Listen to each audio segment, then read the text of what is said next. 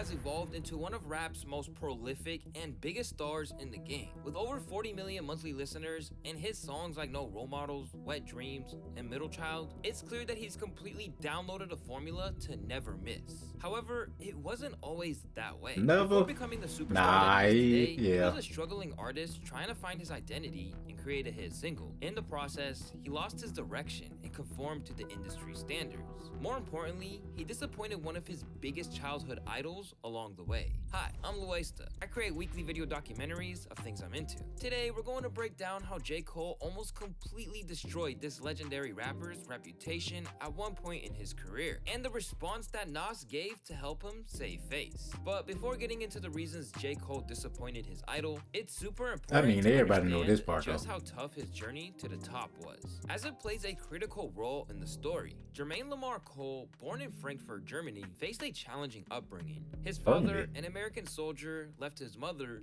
a white German postal worker, when he was just a baby. This specific life event deeply affected him growing up, as it was referenced numerous times throughout his catalog, as well as interviews. Family issues, man. I didn't grow up with my father. You know what I mean? I feel like that's an early thing that people don't really analyze because we get over it so. But this back in the day, but it's like 20. Shit, this not even 2012 Cole right here, ain't it? Damn.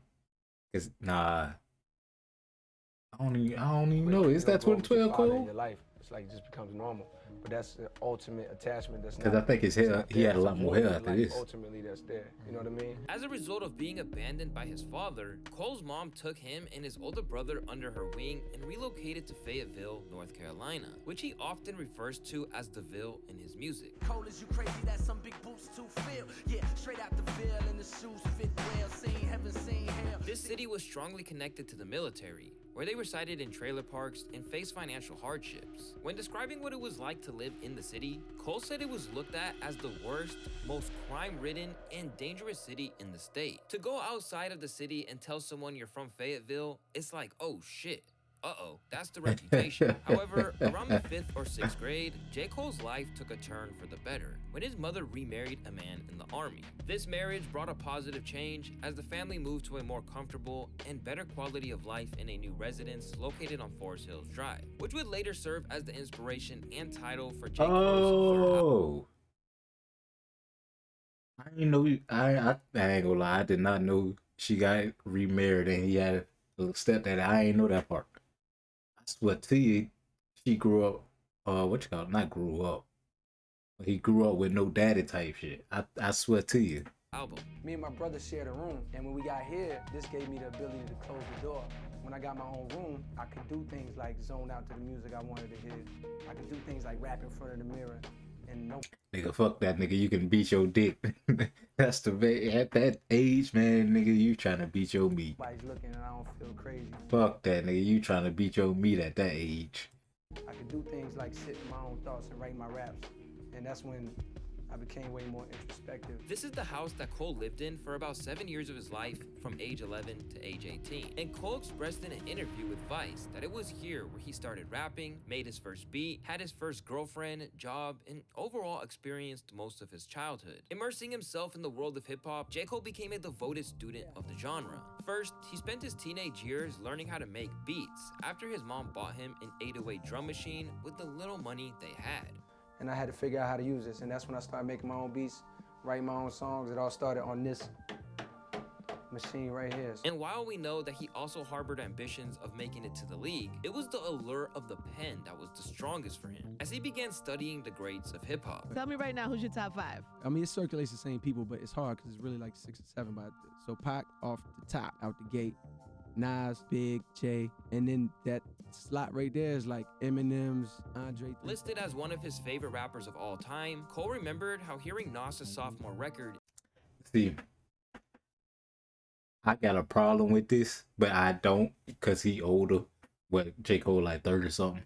So, but my problem be like, everybody, I hate that's how that's most people list. Like, that don't make sense to me. Like, especially people my age. Like, bro, we ain't listening to no Pac for real. We ain't doing this and that. Like, bro, we ain't listening to them. Why stay in your list? Like, I don't understand that. ain't nobody putting, like, I feel like that's just like people forcing you to put them in your top 5 list when people be like, oh, Pac, Biggie, this and that. Like, let's be real, bro. You probably only heard a few songs, but everybody always say Pac and Biggie the greatest. But so you put them on your list, man. What's your real list?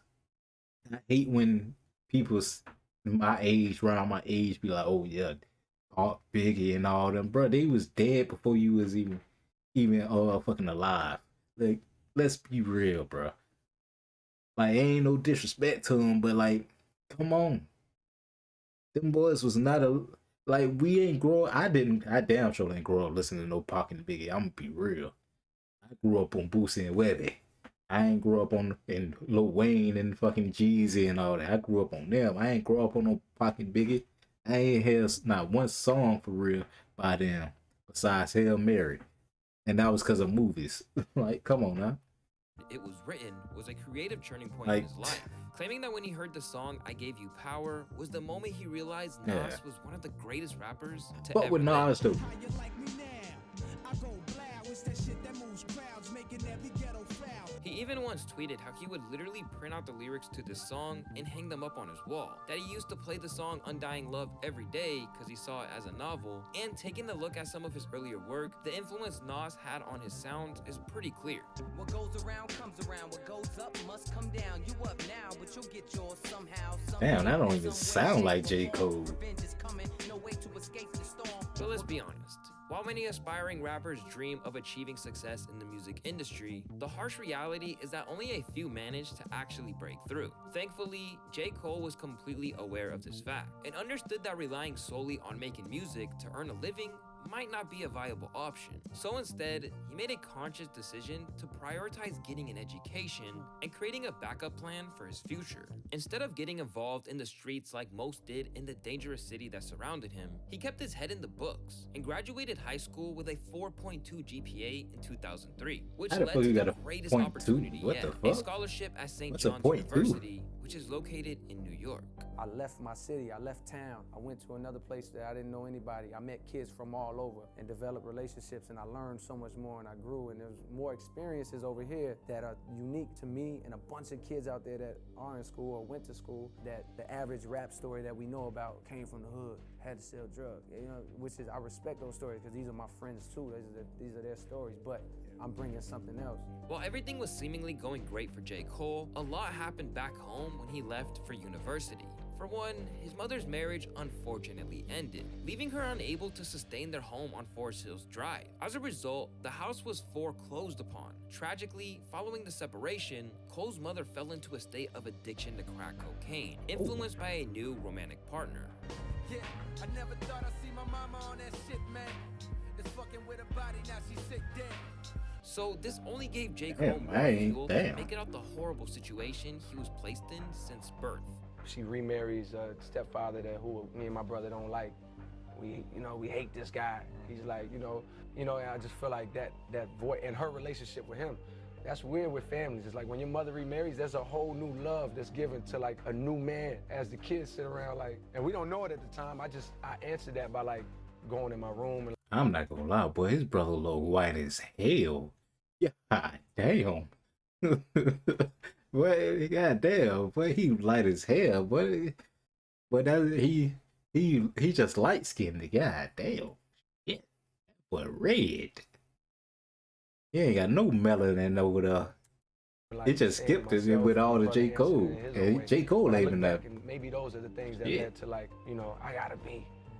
I gotta go do something. I gotta be great. But Cole made the most of his time at St. John's and became the president of a Pan-African student coalition while also graduating with a magna cum laude in communication and business. In other words, Cole didn't just survive college. He graduated with really good grades. and Oh, I his thought he future dropped was out. promising. This experience also taught him many lessons, I including ain't a gonna lie, I key to thought he dropped success, out. which is always going the extra mile. But despite all that, J. Cole still wanted to become affiliated with the music industry. And it's really what he did outside of school that completely changed his life forever. During his stay at St. John's University, J. Cole was reading an article about one of his favorite rappers, Jay-Z, in his 10th studio album, American Gangsta. when it suddenly hit him. If he wanted to make a splash in the industry, why not make a beat CD for Jay-Z's new album? Sounds crazy, but like they say, no great mind has ever existed without a touch of madness. So J. Cole devised a bold plan to nice catch the quote right attention there. of the legendary Jay-Z. Recognizing the significance of the Rock the Mic Studios, which was located just a few hours away from the college he attended, and was known as the studio that Jay-Z was said to have recorded most of his work at. J. Cole saw it as a perfect opportunity to present his beats. Determined to make an impression, he claimed to have waited patiently outside the studio for over 3 hours in the rain, clutching a CD containing his meticulously crafted beats. With the utmost hope and anticipation, Jermaine finally came face to face with Jay-Z, but then this happened. Like I'm froze. I don't really know what to say. I'm like, yo, Jay, I got this for you. He's like, man, what is that? Like, what are you doing? I'm like, yo, it's American Gangster beat CD. You know, I can't really speak. And he's like, man, I don't want that you know what I mean? No, say it. What did he say, man? Yeah. What did he say? I don't want that shit, man. Get out to one of those guys. Like, he said it. While most people viewed this effort as a failure, I ain't gonna lie, boy. Bruh. If it was anybody else, a nigga would have stole off on Jay-Z. Let's be real. If it was anybody else and the nigga told you that after you been away, nigga would have came across his face real quick. That nigga, fuck you. J. Cole stayed committed to the grind, and Jay-Z's rejection served as one of the most pivotal moments of his career. For one, it was heartbreaking to hear that from one of his idols, and it made him doubtful of his abilities to make it into the game. On the other hand, he used the negative energy as fuel, began honing in on his craft, and released his first ever mixtape, The Come Up, in 2007. And this mixtape was a massive success for two main reasons. First off, it allowed J. Cole to build an audience and grow a fan base. But more importantly, it allowed Cole to finally catch the attention of Jay-Z. The Come Up generated enough buzz to catch the ear of Mark Pitts, which is the former manager of Biggie Smalls and the CEO of By Storm Entertainment. With Pitts' industry connections, J. Cole secured meetings with Roc Nation, Jay-Z's record label. Jay-Z recognized J. Cole's potential and signed him as the first artist on Roc Nation in 2000. I ain't gonna lie. I'm a petty. I ain't gonna lie. I'm petty as hell. I wouldn't. No. Ain't no way, bro. Just a little while ago, you told me, no, you don't want to hear my shit. But now I'm finna make you money. Nah, bro. No. Nah. I can't do it. I'm too petty. I would have fucked up all my opportunities. Let's be real. I'm too petty. 2009, and the rest was history. I'm too From petty. here, all Cole had to do was simply put out music and keep growing the brand. But this gift didn't come without its curse, and Cole would soon realize the rappers he used to look up to were not what he thought they'd be. Getting his foot in the door was only the beginning. Following the Come Up, he would go on to release 2 additional mixtapes, The Warm Up and Friday Night Lights. And till this day, some people, like myself, claim that he hasn't topped these bodies of work since he dropped them. That's how good they were. These projects helped him build I ain't gonna lie, they is buzz. good, He started though. gaining tons of industry connections, was invited to multiple interviews, got his freaking teeth fixed, and was even being mentioned in Mac Miller's songs, which was pretty huge at the time. And who could forget the time he posted this tweet in 2009, where he was thankful for having 502 followers. Even Cole himself reflected on how people I got 502, probably not a lot for most other rappers, but I don't think so. Damn, that's crazy. That's crazy. I wonder if he see that tweet sometimes like, damn, boy, nigga came a long way. 2009, where he was thankful for having 500 Yeah, I ain't gonna lie, like, hell yeah. That's a lot of followers. For somebody that's new to the game, bro, that's a lot of fucking followers. Like, people nowadays don't realize, like, but if you grinding and trying to work for something, bro, that's a lot of followers. Let's be real. followers. Even Cole himself reflected on how people began comparing him to his idol, Nas. He said, Cole, a little birdie told me on the low, you got an Illmatic. Nobody touching Nas, nigga, that's more like Vilmatic. But despite his meteoric rise to success and being able to put out 2 banger projects that was pretty well received from his audience, this wasn't what J. Cole envisioned. Instead, he was dying to release his first album. However, without a hit single, these projects were only considered as mixtapes, which, if you aren't familiar, are basically projects that are made solely to generate more buzz. buzz and are not treated as completed debut projects as they are put out to the public for free. They also usually contain a bunch of songs with uncleared samples, so there's no way to fully monetize them. After all, everyone knows that the most important ingredient of a successful album is a great single. More specifically, Yeah. a song that takes the radio by storm. For Yeah. example, Kendrick's Good Kid, Mad City had the track Swimming Pools, and Drake's Take Care had Hell Yeah Fucking Right, and so on. With that being said, producing a radio hit is extremely rare, especially for an up-and-coming rap star like J. Cole. But Jay-Z was committed to helping Cole crack the secret formula. So on May 31st, 2010, he tried his first attempt at a hit 2010. single with the song Who Dat. Bitch, I got that flame. Who that, bitch, I got that flame. But unfortunately, his first single turned out to be a massive dud. In fact, it performed so poorly on the charts that it was cut from the album's track list altogether. In other words, it was back to the drawing board for J. Cole. Only this time, it was essential that he got his single right. He couldn't afford to have two bad singles on the same album, so naturally, Cole confided in Jay-Z to get things back on track. If anyone knew the difference between a hit song and just another song, it was definitely Hov. But Jay-Z wasn't taking it easy on J. Cole. When J. Cole introduced Jay-Z to his next potential single, Higher, Jay-Z quickly shot it down. And he was looking back at me like, woo, like, yeah, I'm fucking with this. As soon as he heard the melody, he know how the game work. He's like, yeah, nigga, melody, nigga, yes, more. So he was fucking with it, but it was not the reaction that I wanted. The reaction that I wanted was like, we got it, nigga, let's go. He didn't give me that. He gave me like, Ty was in the he was like, yo, like niggas don't really say that line. You should change that line. Which he was right, but it wasn't what I wanted. And I'm the type of person that if I don't get what I want from you, I don't even want to talk about it no more. I just want to go do something else that's gonna give you the reaction that I want. Even though the song was a hit, it wasn't a certified banger. Hence, J. Cole returned to the studio with more motivation than ever. This resulted in Cole's next potential single, Blow Up. And boy, Cole was excited about this song. Maybe about a month and some change later, I did this song called Blow Up. And I was like, yo, this is it.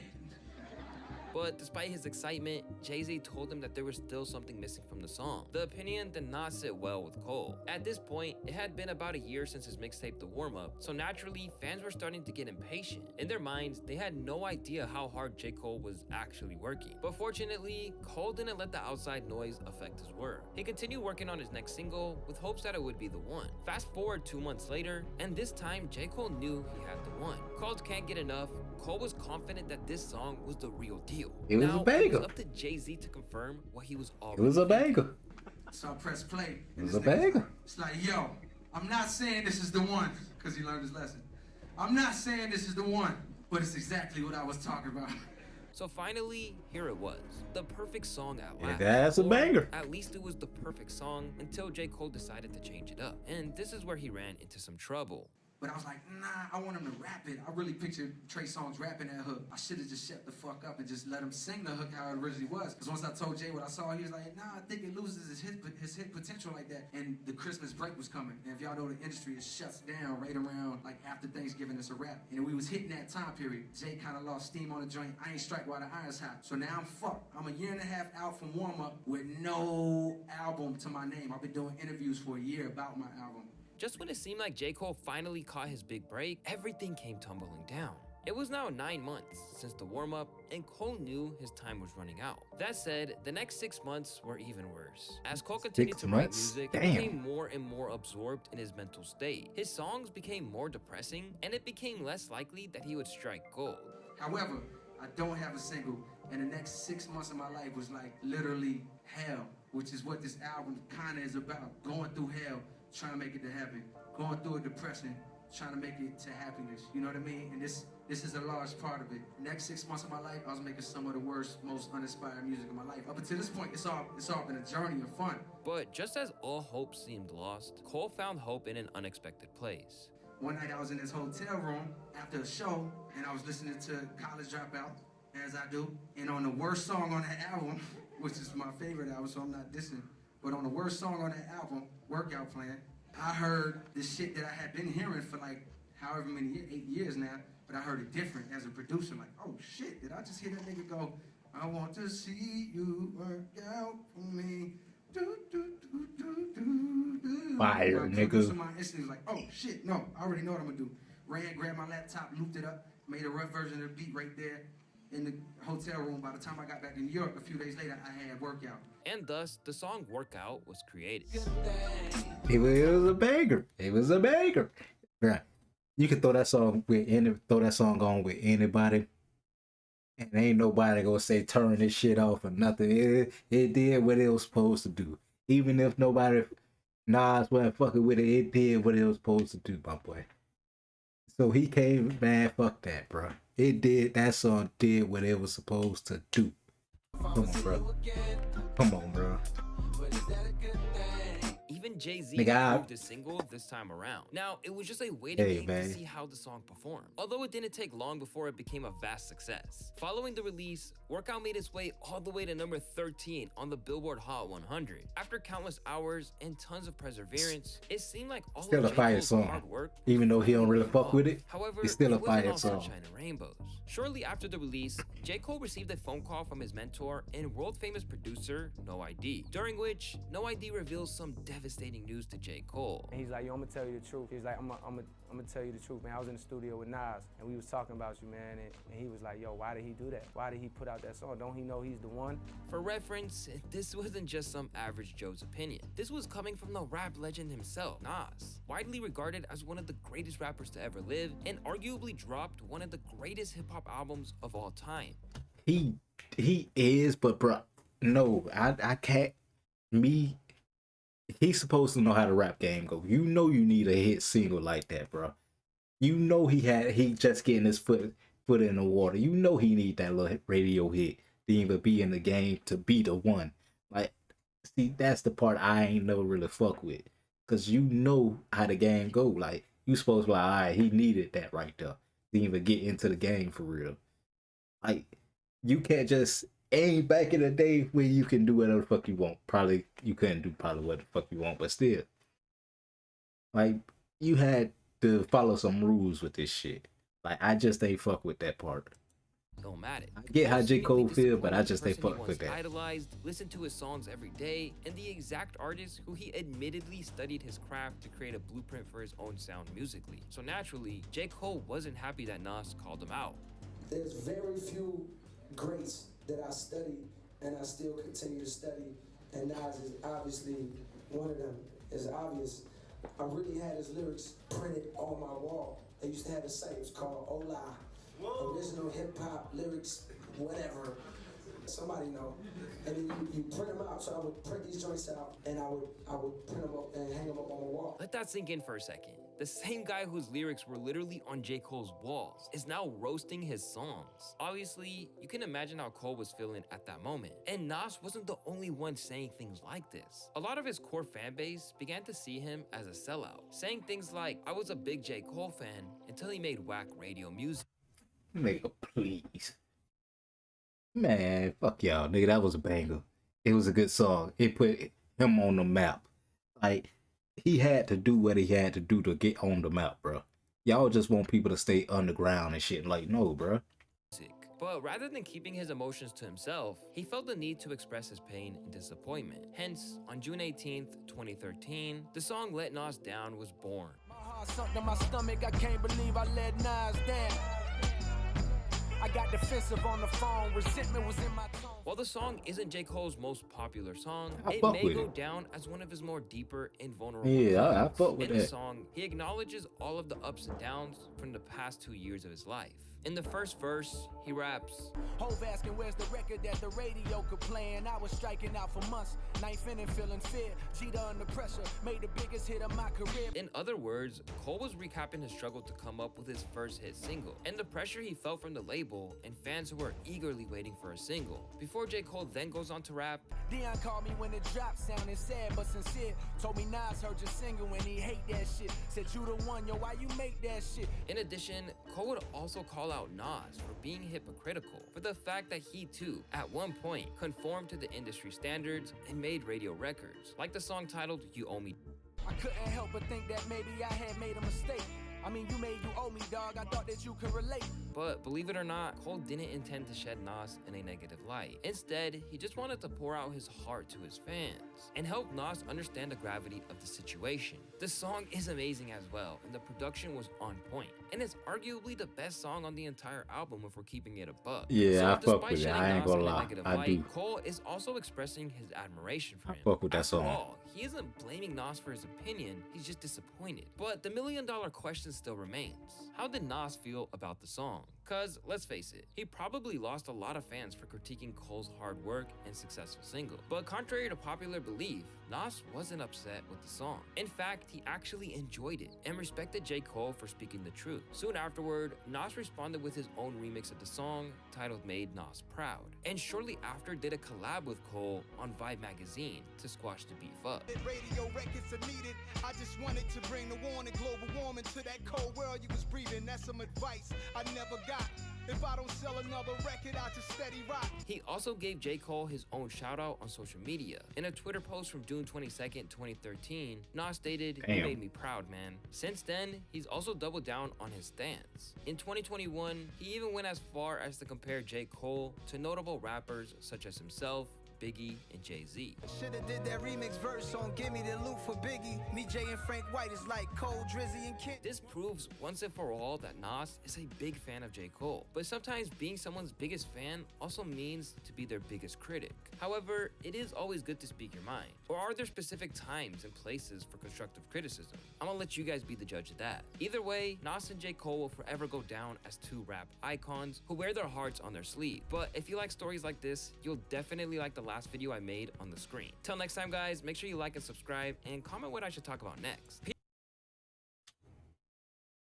Nigga, I don't care what nobody say. Workout is a fire song. Let's be real. It's a fire song. Fuck y'all. Fuck anybody that don't fuck with it. Fuck you.